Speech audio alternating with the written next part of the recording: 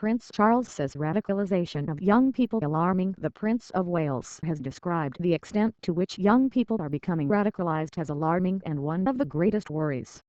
In an interview with Radio 2's The Sunday Hour, Prince Charles spoke of his hopes to build bridges between different faiths.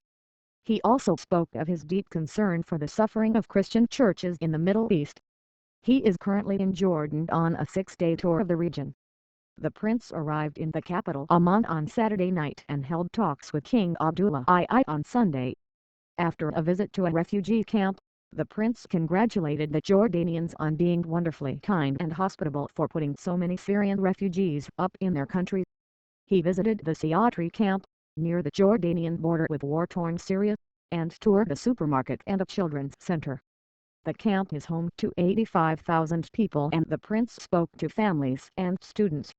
He also spoke to former British police officers who have been training Jordanian officers in community policing. Constructive paths on the radicalisation of young people, Prince Charles says, well, of course, this is one of the greatest worries, I think, and the extent to which this is happening is the alarming part. And particularly in a country like ours where you know the values we hold dear. You think that the people who have come here, are born here, go to school here, would imbibe those values and outlooks. The frightening part is that people can be so radicalized either through contact with somebody else or through the internet, and the extraordinary amount of crazy stuff which is on the internet.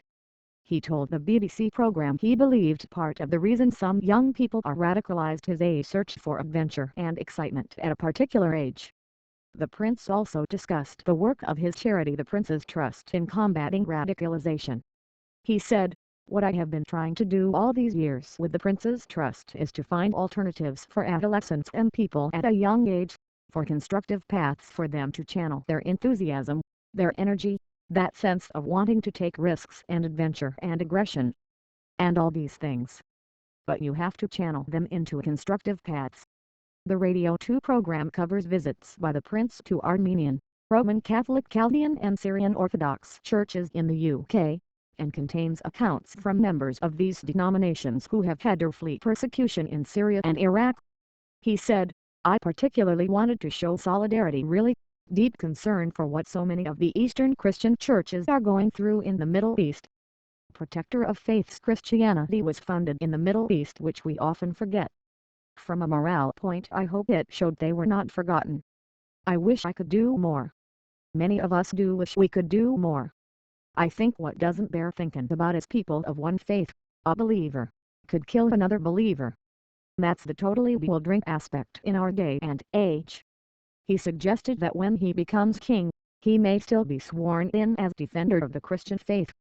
There had been speculation that the title could be changed to encompass all faiths.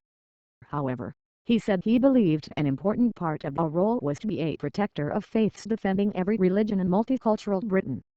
During the interview, the prince also considered how different communities could live alongside each other. He told the program, "I think the secret is that we have to work harder to build bridges, and we have to remember that our Lord taught us to love our neighbor, to do to others as you would do to you, and just to go on despite the setbacks and despite the discouragement, to try and build bridges and to show justice and kindness to people." Activist Prince. A broadcast comes after a new book claiming the prince wants to redefine the monarchy was published. The book's author, Catherine Mayer, said he has an extraordinary relationship in the Gulf.